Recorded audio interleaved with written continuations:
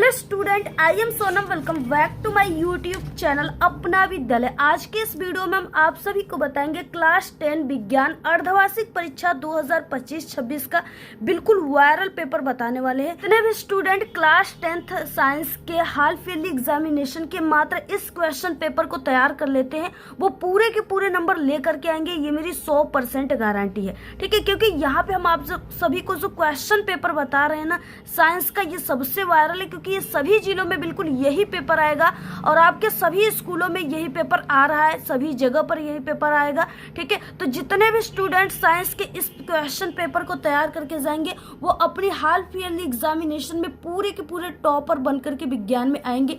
ये मेरी 100% गारंटी है, ठीक है। और यहाँ पे हम आप सभी को पूरे उत्तर के साथ बताएंगे। तो सबसे पहले आप लोग इस वीडियो को लाइक कर दीजिए, चैनल पे ना तो चैनल को सब्सक्राइब करके बेल आइकन को जरूर प्रेस कर दीजिए और आप लोग इस वीडियो को अपने सभी दोस्तों में जरूर शेयर कीजिए।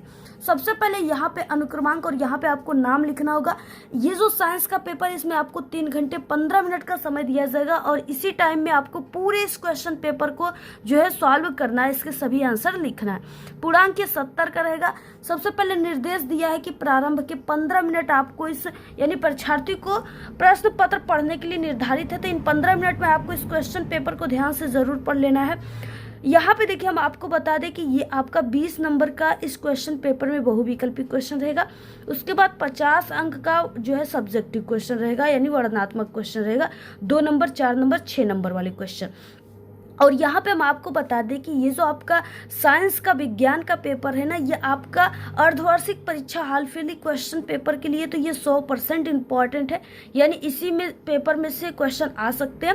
लेकिन ये जो आपका अर्धवार्षिक पेपर का ये जो पेपर है ना विज्ञान का, ये आप सभी के यानी इस पेपर से 10% क्वेश्चन आपके बोर्ड एग्जाम में भी पूछेगा।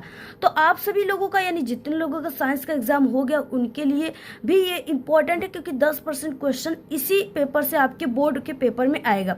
और जिनका नहीं हुआ है उनके लिए तो ये 100% इम्पॉर्टेंट है, क्योंकि इसी क्वेश्चन पेपर में से आपके जो साइंस का जो है अर्धवार्षिक परीक्षा रहेगा उसमें से क्वेश्चन आ सकते हैं।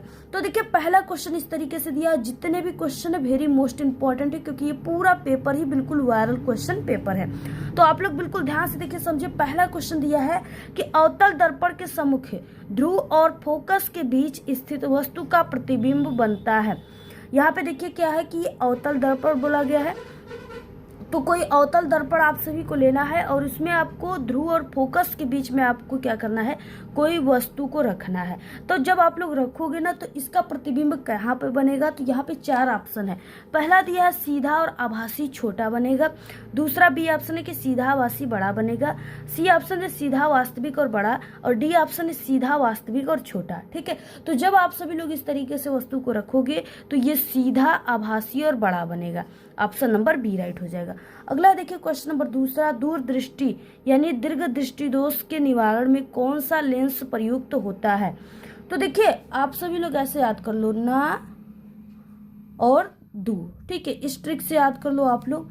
अगर देखिए निकट दृष्टि दोष है ना तो उसमें क्या होगा, उसमें अवतल लेंस का यूज करेंगे। अगर दूर दृष्टि दोष है तो उसमें उत्तल लेंस का यूज करेंगे, ठीक है। तो यहाँ पे क्या है, दूर दृष्टि दोष है तो इसमें उत्तल लेंस का यूज करेंगे। ऑप्शन नंबर बी राइट हो जाएगा। अगला है देखिए क्वेश्चन नंबर यहाँ पे थर्ड, कि एक लेंस से 0.2 मीटर दूरी रखी वस्तु के आभासी प्रतिबिंब का आवर्धन 0.5 है, तो वो लेंस होता है, वो लेंस कौन सा होगा, ठीक है। तो यहाँ पे देखिए एक लेंस से 0.2 मीटर दूरी पर वस्तु, यहाँ पे देखिए यानी u का मान यहाँ पे दे दिया है, 0.2 दिया हुआ है, और बाकी यहाँ पे ये प्रतिबिंब का आवर्धन यानी कि यहाँ पे जो यम का मान है वो दिया हुआ है 0.5, ठीक है। तो इस तरीके से दिया है। आपको एक सूत्र यम बराबर v/u का यूज करना पड़ेगा, और एक सूत्र आपको ये क्या है, लेंस है तो आपको 1/f बराबर 1/v माइनस 1/u। आपको इन दोनों सूत्रों पर जो है रख करके मान हल करोगे ना तो यहाँ पे जो है इसका आंसर आ जाएगा। जितना मान दिया उसको रख कर आप लोग हल कीजिए। जब आप लोग हल करोगे तो यहाँ पे आ जाएगा 0.2 मीटर फोकस दूरी का अवतल लेंस, यानी ऑप्शन नंबर यहाँ पे बी राइट हो जाएगा, ठीक है। अगला देखिए क्वेश्चन यहाँ पे देखिए क्या दिया हुआ है, क्योंकि देखिए ये माइनस में मान आएगा इसलिए अवतल लेंस हो जाएगा। अगला है क्वेश्चन नंबर 4, जब श्वेत प्रकाश कांच के प्रिज्म से गुजरता है तो प्रिज्म के आधार की ओर अधिकतम झुकी जो है प्रकाश किरण का रंग कौन सा होता है? तो अधिकतम झुकी जो प्रकाश किरण का रंग होता है ना, वो बैगनी होता है, क्योंकि इसका तरंगदैर्घ्य ज्यादा होता है। तो ऑप्शन नंबर यहाँ पे डी राइट हो जाएगा। क्वेश्चन नंबर देखिए 5 दिया हुआ है, यानी कि R1 व R2 प्रतिरोधों के जो है तार समांतर क्रम में जोड़े जाते हैं, तो इनका तुल्य प्रतिरोध होगा। इनका तुल्य प्रतिरोध आप सभी को निकालना है। तो देखिए यानी R इक्विवेलेंट हमें निकालना है। तो सबसे पहले आपको किस तरीके से देखिए निकालना है, तो यहाँ पे यानी क्या है कि दो प्रतिरोध है जो कि R1 है और R2 है, जिसे जो है समांतर क्रम में जोड़ना है, समांतर क्रम में, जिसे पार्श्व क्रम भी कहा जाता है। अब इसको आप लोग जोड़ोगे तो हमें क्या निकालना है? तुल्य प्रतिरोध यानी R इक्विवेलेंट।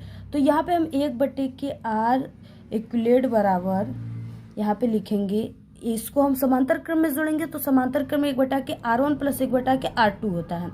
तो हमारे पास दो ही प्रतिरोध है, R1 और R2, तो हम इतना ले लिए। उसके बाद देखिए यानी 1/के R इक्विवेलेंट बराबर यहाँ पे हो जाएगा R, यानी इसका जब हम लोग गुणा भाग करेंगे यानी इस तरीके से त्रिया का करेंगे तो यहाँ से आ जाएगा R2 और प्लस R1/के R1 इंटू R2, ठीक है। उसके बाद यहाँ से हम R इक्विवेलेंट बराबर जब निकालेंगे तो हमारे पास आ जाएगा R1 इंटू R2/के R1 प्लस R2, ठीक है। तो यही आ जाएगा R यानी तुल्य प्रतिरोध, यही आ जाएगा।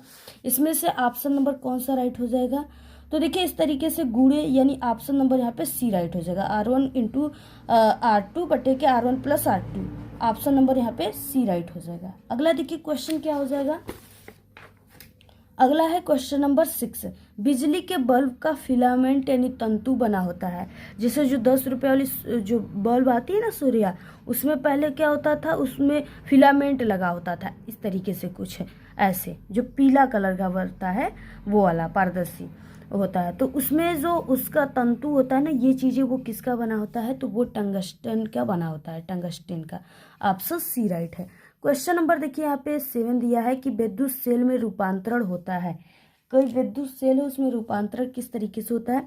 तो देखिए पहले की जो सेल बना है वो किसी रासायनिक तत्व से बना है, तो वो रासायनिक ऊर्जा को क्या करता है? विद्युत ऊर्जा में परिवर्तन करता है। ऑप्शन नंबर ए राइट है। अब देखिए यहाँ से उपखंड ख आता है, क्योंकि ये आपका जो साइंस का पेपर है ना, इसमें फिजिक्स केमिस्ट्री बायोलॉजी तीनों से ऑब्जेक्टिव और सब्जेक्टिव दोनों आता है। अब यहाँ से आपका रसायन विज्ञान से स्टार्ट होता है। देखिए क्वेश्चन 8 है कि रासायनिक अभिक्रिया, यानी इसमें से आपको रासायनिक अभिक्रिया नीचे दिया है 2FeCl3 plus 2H2O plus Y बराबर 2FeCl2 प्लस H2SO4 2HCl में Y है, यानी यहाँ पे जो Y दिया है ये क्या है, यहाँ पे पूछ रखा है। तो देखिए यहाँ पे जो Y है ना, Y वो क्या है, यहाँ पे आप लोग दो देख रहे हो तत्व, जिसमें क्या है कि ये यस नहीं है, यस इन दोनों तत्वों में नहीं है। तो अब वाई के जगह पर हम ऐसा कोई चीज़ रखेंगे जिसमें यस हो, और यहाँ पे ऑक्सीजन वगैरह भी है, ठीक है। तो यहाँ पे देखिए हम क्या रखेंगे, SO2 sulphur dioxide. Option number C right हो जाएगा। तो वाई की जगह पर क्या हो जाएगा, SO2 रखना है। ऑप्शन सी राइट है। क्वेश्चन नंबर देखिए 9 है, निम्नलिखित में से कौन सा अम्लीय लवण है? इसमें से कौन सा अम्लीय लवण है?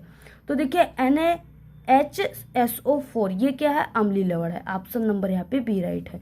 क्वेश्चन नंबर देखिए 10 दिया हुआ है, मेट में जो है मुख्यतः होता है, मेट में क्या क्या होता है?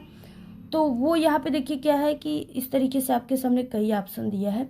जो मेट में होता है वो होता है Cu2S तथा FeS। ऑप्शन नंबर यहाँ पे सी राइट हो जाएगा। क्वेश्चन नंबर 11 दिया, निम्नलिखित रासायनिक समीकरण को पूरा कीजिए। आपको यहाँ पे एक रासायनिक समीकरण दिया है, इसको आप सभी को पूरा करना है, ठीक है। तो यहाँ पे देखिए इसमें हम लोग यानी इसमें ये जो है यहाँ पे CH3 आप लोग देख रहे हो है और CO भी है। तो इस तरीके से हम लोग ये CH3CO ये जो रिएक्शन है इसको यहाँ पे इस तत्व को हम लोग लिखेंगे, ठीक है। तो यहाँ पे हो जाएगा CH3COOH। तो इस तरीके से हो गया, ये क्या हो गया, यानी ऑप्शन नंबर यहाँ पे बी राइट हो जाएगा। अगला देखिए क्वेश्चन हो जाएगा 12 नंबर का उभयधर्मी ऑक्साइड है। उभयधर्मी ऑक्साइड कौन सा इसमें से है? तो देखिए यानी यहाँ पे Al2O3 है। ऑप्शन नंबर यहाँ पे सी राइट हो जाएगा, एल्यूमिनियम ऑक्साइड। अगला क्वेश्चन देखिए यहाँ पे 13 दिया है कि प्रोपेन का रासायनिक सूत्र है। तो सबसे पहले कि यानी एक कार्बन को मेथेन कहते हैं, दूसरे कार्बन को एथेन और तीसरे कार्बन को जो है प्रोपेन कहते हैं, प्रोप कहते हैं। ठीक है, तो सबसे पहले कि हम लोग जो कार्बन 3 है उसको देखेंगे। तो कार्बन 3 इसी बी वाले में है, तो यही ऑप्शन जो है राइट हो जाएगा, ऑप्शन यहाँ पे बी राइट हो जाएगा। अगला क्वेश्चन देखिए उपखंड ग दिया है कि हाइड्रा में प्रजनन होता है। हाइड्रा में जो प्रजनन होती है वो किसके द्वारा होता है? मुकुलन के द्वारा, विखंडन के द्वारा, खंडन के द्वारा या कायिक प्रवर्धन के द्वारा? तो वो देखिए बडिंग के द्वारा होता है, मुकुलन के द्वारा। ऑप्शन नंबर ए राइट है। क्वेश्चन नंबर देखिए 15 दिया है पाइरूवेट के विखंडन की प्रक्रिया संपन्न होती है। कहाँ पे कैसे संपन्न होती है? तो वो जो है वो माइटोकॉन्ड्रिया में संपन्न होती है। ऑप्शन नंबर बी राइट है। क्वेश्चन नंबर 16 मनुष्य में बिक किस तंत्र से संबंधित है? देखिए जो बिक है ना वो उत्सर्जन के काम आता है। ऑप्शन नंबर सी राइट है, यानी उसमें उत्सर्जन की प्रक्रिया होती है। क्वेश्चन नंबर 17 है मेंडल ने प्रारंभिक शिक्षा प्राप्त की थी। कहाँ पे उन्होंने प्रारंभिक शिक्षा प्राप्त की थी? तो देखिए वो जो है वो गिरजा घर में प्रारंभिक शिक्षा प्राप्त किए थे। ऑप्शन डी राइट है। क्वेश्चन नंबर देखिए 18 है मादा जनन तंत्र के किस भाग में लूप स्थापित किया जाता है? ठीक है, तो वो जो है वो गर्भाशय में स्थापित किया जाता है। ऑप्शन नंबर सी राइट है। क्वेश्चन नंबर 19 है निम्न में से कौन सा अंग पौधे में नर जननांग का प्रतिनिधित्व करता है? कौन सा करता है? तो वो जो है यानी जयांग या पुंकेसर, वर्तिका या अंडाशय, तो वो पुंकेसर है। ऑप्शन नंबर यहाँ पे बी राइट है। अगला है क्वेश्चन नंबर देखिए 20 की निम्न में से कौन सा जो है वो सह पर्यावरण मित्र व्यवहार कहलाता है या कहलाते हैं या हैं? ठीक है, वो कौन सा कहलाते हैं? तो वो देखिए बाजार जाते समय खरीदे गए सामान को रखने के लिए कपड़ों का थैला ले जाना और अनावश्यक ऊर्जा खर्च जो है बचाने के लिए लाइटों तथा पंखों का स्विच बंद करना, ये भी है और ये भी सही है। वाहन के बजाय विद्यालय तक पैदल जाना, ये भी सही भाई। वाहन की जगह अगर पैदल जा रहे हो तो इससे आपका जो है हेल्थ एक्सरसाइज भी होगा। तो यहाँ पे उपयुक्त में से जो है टोटल सही है। ऑप्शन नंबर डी राइट है, सभी सही है। तो इस तरीके से ये आपका 20 ऑब्जेक्टिव क्वेश्चन था जिसे आप लोग तैयार कर लेते हो तो आपका 20 नंबर बिल्कुल पक्का है।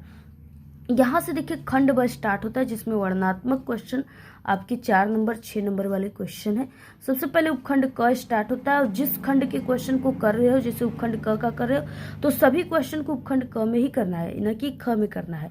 अगर ख में कर दोगे तो आपको जो टीचर चेक करेंगे कॉपी ना, उनको चेक करने में काफ़ी कठिनाई आएंगी जिससे कि वो आपके नंबर काट सकते हैं। तो आपको जिस खंड के क्वेश्चन को कर रहे हो आपको उसको उसी में करना है। अब देखिए अगला क्वेश्चन यहाँ से स्टार्ट होता है,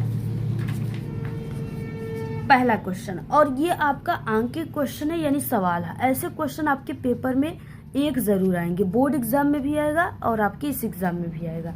दिया क्वेश्चन की एक 10 सेमी फोकस दूरी वाले अवतल दर्पण से, यानी अवतल दर्पण है तो इसमें हम लोग फोकस दूरी का मान कितना रखेंगे? माइनस में रखेंगे। कितना दिया है? 10, तो माइनस 10 सेमी। कितनी दूरी पर एक वस्तु रखी जाए ताकि उसका 5 गुना बड़ा प्रतिबिंब बने जबकि प्रतिबिंब वास्तविक हो? प्रतिबिंब की स्थिति भी ज्ञात कीजिए। इस तरीके से दिया हुआ है। ठीक है, अब यहाँ पे देखिए दर्पण, यहाँ पे फोकस दूरी का मान दे दिया और ये 5 गुना बड़ा प्रतिबिंब बने यानी ये आवर्धन का मान है। तो आवर्धन को यम से दिखाएंगे और यम को भी हम माइनस में रखेंगे क्योंकि ये अवतल दर्पण है। तो यहाँ पे माइनस का 5 हो गया। अब ये दो चीजें हमें पता चल गया, बाकी हमें वस्तु की दूरी नहीं पता है और प्रतिबिंब कहाँ बनी है ये भी हमें नहीं पता। ये दोनों हमें ज्ञात करना है। अब आपको देखिए किस तरीके से इसको ज्ञात करनी है। सबसे पहले कि ये दर्पण है यानी अवतल दर्पण है तो आपको इसमें दर्पण के सूत्र से लगाना है। तो देखिए सबसे पहले यहाँ पे क्या है कि हम लोग आवर्धन को यहाँ पे लिख लेते हैं, जैसे यम बराबर आवर्धन के सूत्र से जैसे यहाँ से हम लोग निकाल लेंगे, उसके बाद हम लोग मान रखेंगे। ठीक है, तो यम बराबर देखिए माइनस भी बाई यू हो जाएगा क्योंकि ये अवतल दर्पण है तो इसके लिए माइनस ही लेंगे हम लोग। और जो है यम का मान दिया है माइनस का 5, तो माइनस का 5 बराबर माइनस भी बाई यू, क्योंकि इसका मान नहीं दिया है। तो यहाँ से देखिए क्या हो जाएगा, यहाँ से ये जो u है ये यहाँ पे चला आएगा, ठीक है, यहाँ पे आ जाएगा। तो और यहाँ पे क्या हो जाएगा, माइनस का, और ये हो जाएगा 5u बराबर -u, ठीक है। तो ये माइनस से माइनस चले जाएंगे भाई, तो यहाँ पे हम v बराबर क्या लिख सकते हैं, 5u लिख सकते हैं। तो आप लोग ऐसे लिख लेना। ये यहाँ पे हमारा v बराबर आ गया, प्रतिबिंब जो है इसकी दूरी यहाँ पे आ गई। अब हमें देखिए रखना कैसे है, अब हम लोग यहाँ पे रखेंगे दर्पण के सूत्र से, 1/f बराबर 1/v और प्लस 1/u, ये क्या है, दर्पण का सूत्र है। अब इसी पर मान रखना है, जो है फोकस दूरी का मान दिया है -10 बराबर, और 1/v का मान भी हम यहाँ पे भी निकाले हम, कितना है 5u। तो इसको हम लोग रखेंगे 1/v के जगह पर 5u रखेंगे, और प्लस 1/u का मान जो है नहीं दिया, इसको हमें निकालना है। अब देखिए यहाँ पे, यानी ये अपने जगह पर हो जाएगा 1/-10। उसके बाद देखिए यहाँ पे u का इसमें करेंगे हम लोग, तो यहाँ पे 1 आ जाएगा, प्लस यहाँ पे 5 का इसमें करेंगे, तो यहाँ पे हमारे पास 5u का, तो यहाँ पे आ जाएगा हमारे पास कितना आ जाएगा, यहाँ पे 5 आ जाएगा, और बटे के ये इसका इसमें जब हम लोग करेंगे तो यहाँ पे आ जाएगा 5u, ठीक है। इस तरीके से अब इसको आप सभी लोग देखिए, यहाँ पे क्या हो जाएगा, ऊपर ये 6 हो जाएगा, तो 1/-10 बराबर 6/5u। अब यहाँ पे इस तरीके से आने के बाद अब आपको देखिए कैसे सॉल्व करना है, तो यहाँ पे हो जाएगा 5u बराबर, हम लोग इसको क्या लिखेंगे, -60, क्योंकि यहाँ पे 10 का जब इसमें करोगे तो ये कितना आ जाएगा, ये आ जाएगा आप सभी का 60 हो जाएगा, और ये इसका इसमें करोगे तो 5u, तो 5u बराबर क्या आ जाएगा, -60। अब u बराबर हम इसे क्या लिख सकते हैं, -60/5, और ये कट जाएगा, तो u बराबर कितना आ गया, -12 सेमी, -12 सेमी आ गया यहाँ से। अब देखिए अब आपको क्या करना है, यहाँ पे जो सूत्र आया ना, इस पर अब हम लोग मान रख करके v का मान निकालेंगे। तो v बराबर 5 और u का मान कितना आया है, -12, तो इसको हम लोग रख देंगे इंटू -12। जब इसका आप लोग गुणा करोगे तो यहाँ पे -60 cm, तो ये आ जाएगा आपका वो प्रतिबिंब की दूरी, ठीक है, -60 cm। तो इस तरीके से, और देखिए यहाँ पे क्या माइनस आया है, तो यानी वस्तु को दर्पण से 12 सेमी की दूरी पर प्रतिबिंब जो है 60 सेमी की दूरी पर सामने वस्तु के बनेगा, ठीक है। पहले हम लोग वस्तु को कहाँ रखेंगे, जो है 12 सेमी की दूरी पर रखेंगे, तो वस्तु का प्रतिबिंब कहाँ बनेगा, कितनी दूरी पर, 60 सेमी दूरी पर, और वो ये माइनस में आया, यानी ये सामने बनेगा, किसके बनेगा, सामने बनेगा दर्पण के, ठीक है। तो इस तरीके से आप लोग इसको नोट कर लो, पूरा ऐसे ही ये हल होगा, और ऐसे क्वेश्चन पेपर में जरूर आते हैं। अगला देखिए सेकंड नंबर का क्वेश्चन है, एक उत्तल लेंस की फोकस दूरी 50 सेमी है, उस वस्तु के प्रतिबिंब की स्थिति बताइए जो लेंस से 25 सेमी की दूरी पर अक्ष के लंबवत तथा प्रतिबिंब का आवर्धन भी ज्ञात करना है। ये आपका 4 नंबर का, ठीक है, और पहला क्वेश्चन भी 4 नंबर का है। अब आपको देखिए हल कैसे करना है, सबसे पहले कि यहाँ पे देखिए जो मान दिया है उसको आपको रख देना है। ये क्या है, लेंस, उत्तल लेंस से, तो हम लोग यहाँ पे फोकस दूरी का मान जो है प्लस में रखेंगे, ठीक है, प्लस का 50 सेमी। उसके बाद यहाँ पे जो दूरी दिया है ये वस्तु की दूरी दी है, ठीक है, ये दूरी किसकी दी गई है, वस्तु की दूरी। तो यहाँ पे u बराबर क्या हो जाएगा, -25। वस्तु की दूरी हमेशा ऋणात्मक में होती है। उसके बाद हमें प्रतिबिंब की स्थिति और आवर्धन ज्ञात करनी है। तो यहाँ पे यानी प्रतिबिंब की दूरी हमें नहीं पता है, ज्ञात करनी है, और यम बराबर आवर्धन भी नहीं पता है, इसको भी हमें ज्ञात करनी है। तो सबसे पहले हम लोग लेंस के सूत्र से इसको निकालेंगे। तो लेंस का सूत्र होता है 1/f बराबर 1/v और -1/u, यही लेंस का सूत्र होता है, ठीक है। अब आप लोग इस सूत्र को पक्षांतर भी कर सकते हो, जैसे हम 1/v -1/u बराबर 1/f ऐसे भी कर सकते हैं, ठीक है, किसी भी तरीके से आप लोग इसको लिख सकते हो। तो यहाँ पे देखिए क्या है, अब आपको इन्हीं सूत्रों पे मान को रख देना है। तो जैसे ये वाला सूत्र है ना, इस पे भी रख सकते हो, ये वाला जो इस पे भी आप लोग रख सकते हो। तो जैसे हम इस सूत्र पे रखते हैं 1/v का मान तो हमें पता ही नहीं निकालना है, -1/u का मान जो है दिया है -25, तो इसको हम लोग -25 रखेंगे। और उसके बाद बराबर 1/f का मान 50 दिया हुआ है। अब देखिए यहाँ पे माइनस माइनस क्या हो जाएगा प्लस, 1/v बराबर, और ये जब प्लस हो जाएगा प्लस का 25, तो ये बराबर किधर जाएगा तो माइनस का 25 हो जाएगा फिर से। तो 50 अपने जगह पर है और ये माइनस का 25 हो जाएगा। अब इसका हम एलसीएम ले लेते हैं 50, जो दोनों से कट जाए, तो 50 से कम 50 हो जाएगा। उसके बाद यहाँ पे देखिए ये जो 25 है ना, इसको यानी 50 कितने बार में कटेगा, 2 बार में, तो ये हो जाएगा 25 के 25, 25 दूना के 50, तो यहाँ पे 2 आ जाएगा। ठीक है, अब यहाँ पे देखिए क्या आ जाएगा, यहाँ पे माइनस का 1 और बटे के 50 यहाँ पे आ जाएगा, -1/50। इसको हम भी बराबर क्या लिख सकते हैं, यहाँ पे जो है लिख सकते हैं माइनस का 50 सेमी। इस तरीके से हम यहाँ पे माइनस का 50 रख देंगे। उसके बाद देखिए अब हमें आवर्धन निकालना है, तो आवर्धन का जो सूत्र होता है, आवर्धन का जो सूत्र होता है यम बराबर v/u होता है।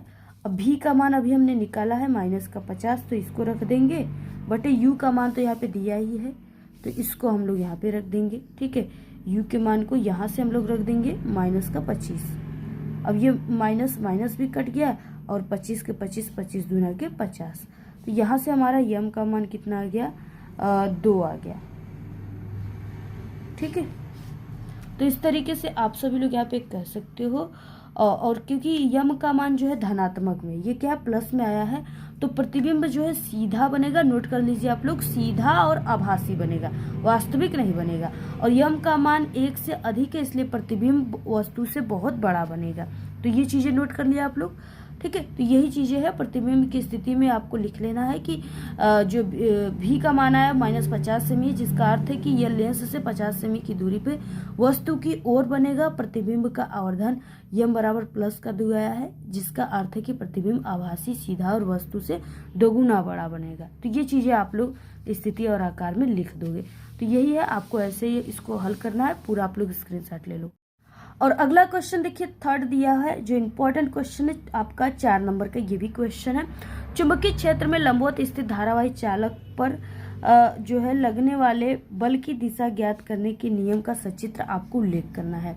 तो देखिए आपका ये चुंबकीय क्षेत्र में लंबवत यानी स्थित धारावाही चालक पर लगने वाले जो बल की दिशा ज्ञात करने का नियम है, वो फ्लेमिंग के बाएं हाथ का नियम है। ठीक है, इस नियम के अनुसार क्या है, आप लोग इसको नोट कर लो कि इस नियम के अनुसार यदि हम अपने बाएं हाथ के अंगूठे, तर्जनी और माध्यमा को इस प्रकार फैलाए कि वे एक दूसरे के लंबवत हो। तर्जनी जो है उंगली वो चुंबकीय क्षेत्र की दिशा को दर्शाता हो, माध्यमा जो है वो उंगली चालक में प्रवाहित होने वाली विद्युत धारा की दिशा को दर्शाता है, और तब अंगूठा जो है वो चालक में लगने वाले बल को दिशा को दर्शाता है।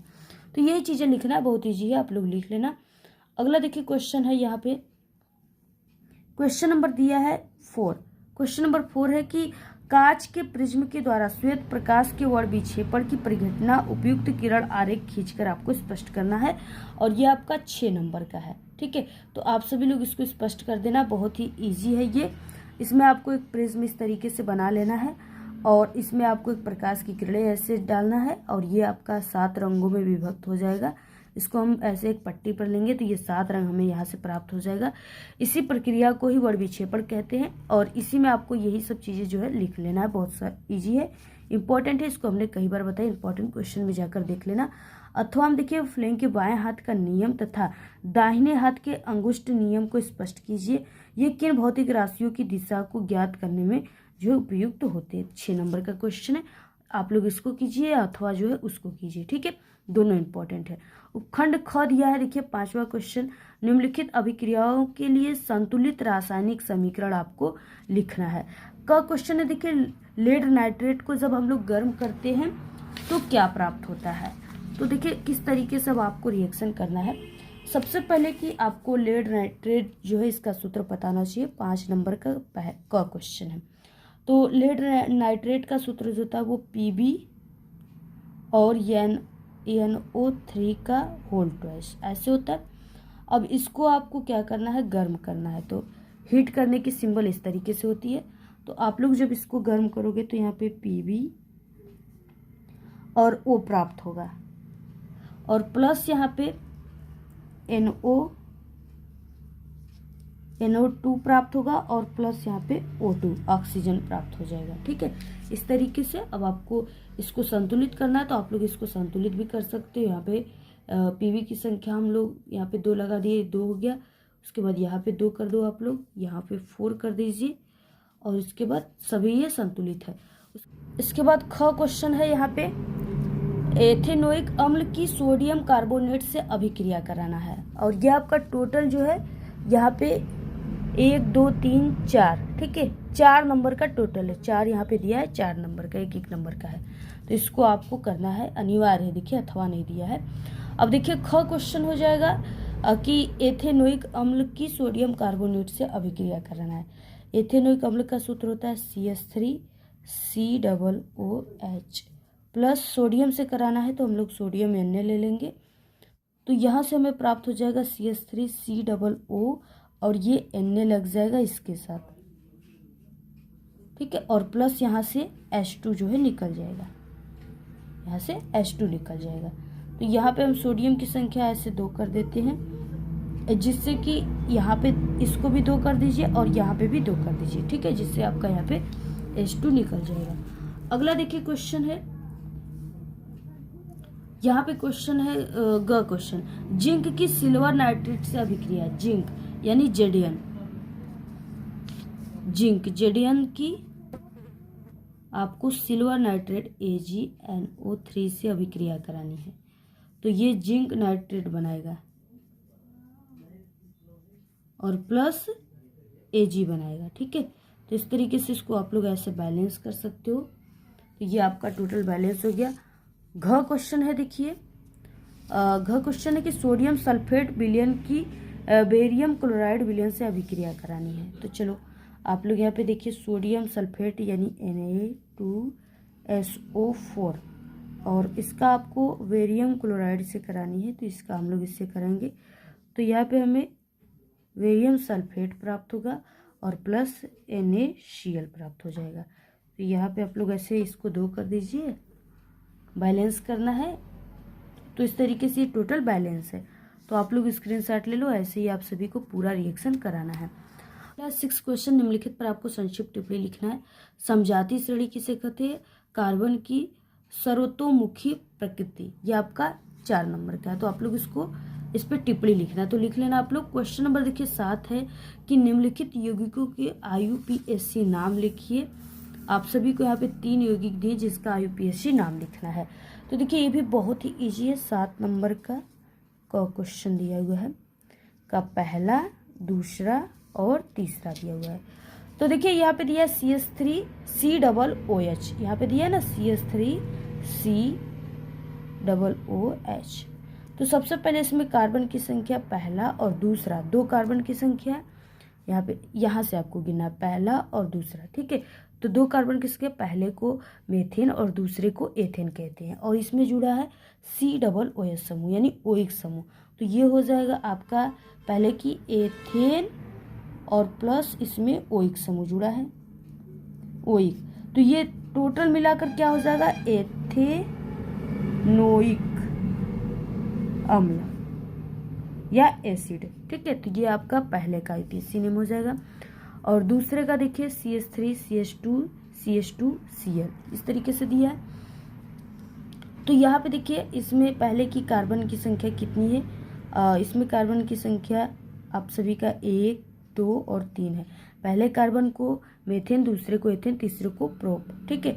और यहाँ पे ये क्लोराइड जुड़ा हुआ है, तो आप सभी को देखिए कैसे बनाना है। तो यहाँ पे हो जाएगा पहले की क्लोराइड जुड़ा है पहले स्थान पे, तो आपके दूसरे वाले का हो जाएगा यहाँ पे क्लोरो, फर्स्ट क्लोरो, और उसके बाद हमने आप सभी को क्या बताया, 3 कार्बन है तो ये प्रोपेन हो जाएगा। तो फर्स्ट क्लोरो प्रोपेन, ये इसका IUPAC नाम हो जाएगा। और ये थर्ड वाला देखिए, थर्ड वाला जो है ना, इसमें क्या है, CH111CH, इसका IUPAC नेम ही होता है एथाइन, ठीक है, क्योंकि इसमें 2 कार्बन है, पहले कार्बन को मेथेन, दूसरे को एथेन, और इसमें 111 यानी आयन समूह जुड़ा है, तो ये एथाइन हो जाएगा। तो इस तरीके से तीनों हो गए, आप लोग स्क्रीनशॉट ले लो। अगला क्वेश्चन है 7 नंबर का ख, साबुन क्या है? साबुन बनाने की रासायनिक अभिक्रिया लिखे तथा साबुन की 2 विशेषताएं भी आप सभी को लिखना है। तो यहाँ पे देखिए सबसे पहले कि साबुन की परिभाषा क्या होती है। तो साबुन जो होता है ना, साबुन लंबी श्रृंखला वाले कार्बोक्सिलिक अम्लों के सोडियम या पोटेशियम लवण होते हैं, तो इसी को साबुन कहते हैं। अब आपको रासायनिक अभिक्रिया देना है, तो आप सभी लोग इसकी रासायनिक अभिक्रिया भी दे सकते हो, बहुत ही इजी है। इस साबुन बनाने की प्रक्रिया को ही साबुनीकरण भी कहते हैं। और इस प्रक्रिया में वसा या तेल को सोडियम हाइड्रोक्साइड यानी OH या पोटेशियम हाइड्रोक्साइड के OH के साथ गर्म किया जाता है, जिससे साबुन और ग्लिसरॉल जो है बनता है। तो आप लोग इसके सूत्र को भी लिख लेना। यह आपका टोटल 3 नंबर का क्वेश्चन है। अथवा में देखिए दिया है, अथवा में का क्वेश्चन है कि ऊष्माक्षेपी एवं ऊष्माशोषी अभिक्रिया को आपको स्पष्ट करना है। ठीक है, तो ऊष्माक्षेपी अभिक्रिया किसे कहते हैं? ऊष्माक्षेपी अभिक्रिया वह रासायनिक अभिक्रिया है जिसमें उत्पाद के निर्माण के साथ साथ ऊष्मा भी जो है उत्सर्जित होती है। इन अभिक्रियाओं में तंत्र की एंथैल्पी कम हो जाती है, इसलिए जो है H का मान ऋणात्मक होता है। तो जैसे मेथेन का दहन आप लोग यहाँ पे जो है रिएक्शन भी लिख लेना। मेथेन का सूत्र CH4 होता है प्लस O2। जब इसको हम लोग गर्म करते हैं तो यहाँ पे CO2 प्लस 2H2O प्राप्त होता है। तो ये वाला हो गया आपका ऊष्माक्षेपी का। ऊष्माशोषी का देखिए क्या हो जाएगा, सेकेंड नंबर जो है ऊष्माशोषी। ऊष्माशोषी अभिक्रिया सबसे पहले किसे कहते हैं? ऊष्माशोषी अभिक्रिया वह रासायनिक अभिक्रिया जिसमें अभिक्रिया को पूरा करने के लिए ऊष्मा का अवशोषण होता है। इन अभिक्रियाओं में तंत्र की एंथैल्पी बढ़ जाती है, इसलिए यहाँ पे H का मान धनात्मक होता है। जैसे नाइट्रोजन और ऑक्सीजन का संयोजन, तो N2 और प्लस O2 बराबर क्या प्राप्त हो जाएगा? NO प्राप्त हो जाएगा। ठीक है, तो ये चीज़ें आपका ऊष्माशोषी अभिक्रिया का उदाहरण है, तो आप लोग इसको नोट कर लो। और अगला क्वेश्चन देखिए ख, pH मान क्या है? इसका हाइड्रोजन आयन सांद्रण से क्या संबंध है? ये आपका 2 नंबर का, ये ऊपर वाला क्वेश्चन भी 2 नंबर का है। तो यहाँ पे देखिए सबसे पहले कि pH मान किसे कहते हैं। तो pH मान किसी विलयन की अम्लता या क्षारीयता को मापने का एक पैमाना है। यह हाइड्रोजन आयन H+ की सांद्रता का ऋणात्मक लघुगणक होता है। ठीक है, और देखिए हाइड्रोजन आयन का सांद्रण से संबंध क्या है, क्योंकि यहाँ पे पूछ रखा है ना संबंध क्या है, तो वो होता है देखिए सूत्र pH माइनस log 10H+, यही होता है। यानी pH मान के हाइड्रोजन आयन सांद्रता H+ के संदर्भ में निम्नलिखित सूत्र को आप सभी को लिखना है, तो यही चीज़ें आपको लिख लेना है इस तरीके से। और इसके बाद अगला क्वेश्चन है यहाँ पे, अगला क्वेश्चन देखिए है कि खनिज तथा अयस्क में अंतर आपको लिखना है। ठीक है, खनिज और अयस्क में अंतर आप सभी को लिखना है। तो ये भी बहुत आपका ईजी है। सबसे पहले कि खनिज किसे कहते हैं, तो खनिज जो है ना, खनिज वे पदार्थ होते हैं जो पृथ्वी के भूपर्पटी के पदार्थों को खनिज या चट्टान कहते हैं, आप लोग ऐसे समझ सकते हो। यानी जो पृथ्वी के भूपर्पटी में पाए जाते हैं जिसमें ना धातुएं और उनके यौगिक मौजूद होते हैं, उसी को खनिज कहते हैं। और बाकी जो अयस्क है, अयस्क जो है अयस्क वे खनिज होते हैं जिसमें ना धातु आसानी से और लाभदायक तरीके से निकाल ली जाती है। यानी पहले खनिज जैसे क्या होता है, और सोना जो होता है वो कोयले में जब कोयले के चट्टानों को खोदा जाता है ना, तो उसी में सोना मिलता है। अब जब उसमें से सोना मिलेगा ना, तो उसमें कई प्रकार की अशुद्धियाँ मिली होती है, कोयले का मात्रा भी मिला होता है और भी कई अशुद्धियाँ मिली होती है। जब उसको थोड़ा सा सफाई कर दिया जाता है, ठीक है, तो जब वहाँ उसमें से सोना एकदम निकाल लिया जाता है, तब वो अयस्क हो जाता है। अब क्या है, जब पहले उसमें कई प्रकार की अशुद्धियाँ मिली थी, तो उसको हमें साफ करने के लिए काफ़ी ज़्यादा पैसे कीमत लगे, काफ़ी ज़्यादा समय और टाइम लगे। ठीक है, लेकिन जब वो उसको पूरा शुद्ध कर दिया गया, बस थोड़े बहुत अशुद्धियाँ बचे, तो वो अयस्क बन गया। अब उसको उसमें से थोड़ी बहुत अशुद्धियाँ निकालने में हमें बिल्कुल भी कीमत नहीं लगेगा, मेरा नहीं टाइम लगेगा, तो वो अब अयस्क बन गया। ठीक है, तो इस तरह से आप लोग कर सकते हो कि अयस्क में जो है, इसमें जो धातुएं होती हैं उसमें से अशुद्धियाँ निकालना बहुत ही आसान होता है, लाभदायक तरीके से आप लोग निकाल सकते हो। और बाकी यानी हम लोग कह सकते हैं कि सभी अयस्क जो होते हैं खनिज होते हैं, लेकिन सभी खनिज को हम अयस्क नहीं कह सकते। अयस्क से धातु का निष्कर्षण आर्थिक रूप से व्यवहार होता है, जबकि खनिज से ऐसा होना जरूरी नहीं है। अब देखिए आप सभी को यानी खनिज में कुछ उदाहरण हम बता दें तो अभ्रक, जिप्सम, बॉक्साइट ये सब खनिज है। अयस्क में हम आप सभी को बता दें तो अयस्क में देखिए ना बॉक्साइट जो है बॉक्साइट एल्यूमिनियम हो गया। इसमें से क्या होता है, एल्यूमिनियम का निष्कर्षक लाभदायक होता है। तो ये चीज़ें आपको लिख देना है।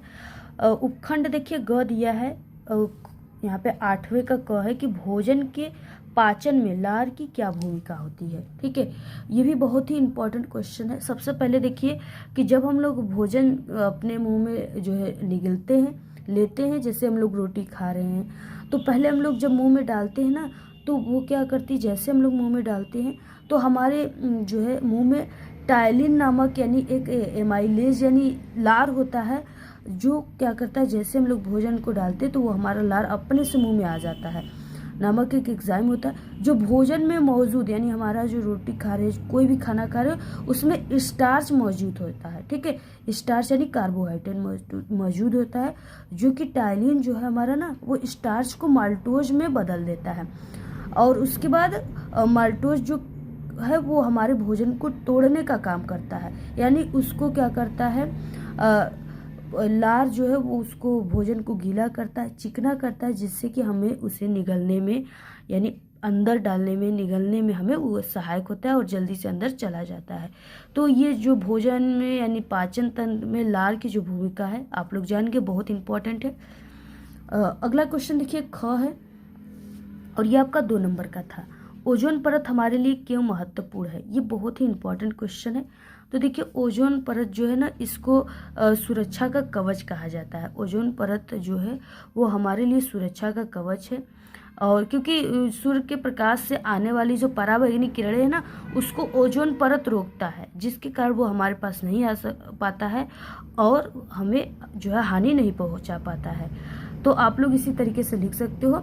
अगला क्वेश्चन नंबर देखिए 9 नंबर का है। 9 का क स्व परागण तथा पर परागण में विभेद कीजिए। 2 नंबर का है। विभेद का मतलब होता है ना अंतर। सबसे पहले देखिए स्व परागण और पर परागण कहते किसे है ये जानना जरूरी है।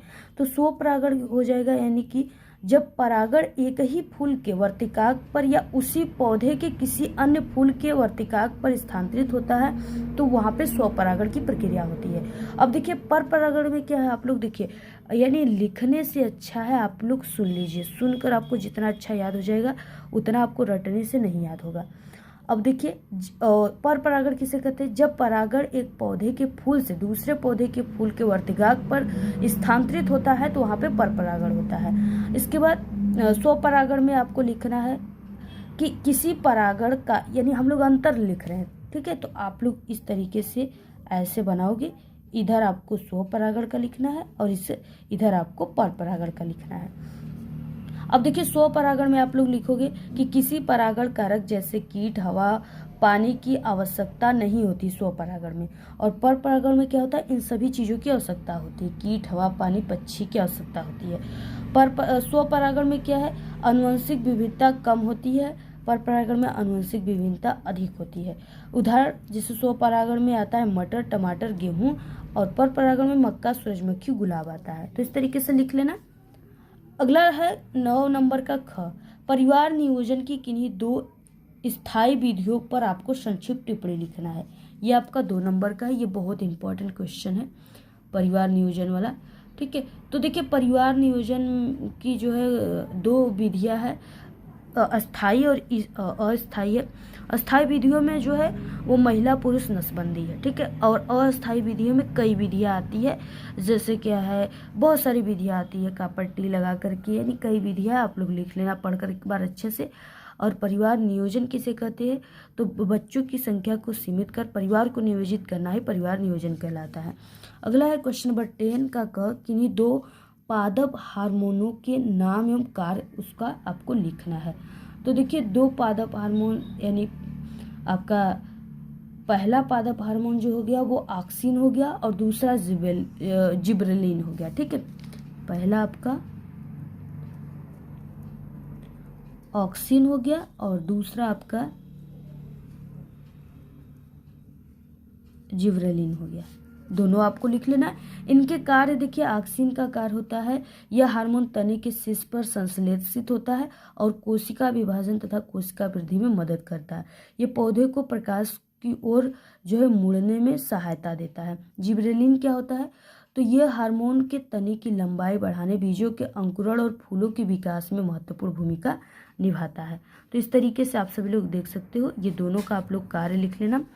अगला क्वेश्चन ख है, पौधों में रंध्रों की उपयोगिता का उल्लेख करना। ये भी इंपॉर्टेंट क्वेश्चन है, ठीक है। यानी गैसों का आदान प्रदान ये रंध्र करते हैं, वाष्पोत्सर्जन की प्रक्रियाओं को कम और अधिक करते हैं, ये सब चीज़ें लिख लेना बनाकर। अगला क्वेश्चन देखिए है 11, मानव में विकराणु यानी नेफ्रॉन की आपको संरचना करना है, क्रियाविधि का वर्णन करना है, चित्र भी बनाना है, उसके बारे में भी लिखना है। यह आपका 6 नंबर का है। और अथवा में लक्षणों की वंशागति के नियम में मेंडल के प्रयोगों के महत्व और व्याख्या करना है। तो ये आपका 6 नंबर का है। दोनों में से आपको किसी एक को करना है। तो पूरा आप लोग स्क्रीनशॉट ले लीजिए पेपर का। सभी क्वेश्चन बहुत ही इंपॉर्टेंट और वायरल क्वेश्चन है। ऐसे ही क्वेश्चन आपके एग्जाम में पूछे जाते हैं और ये आपके बोर्ड एग्जाम के लिए भी बहुत इंपॉर्टेंट है।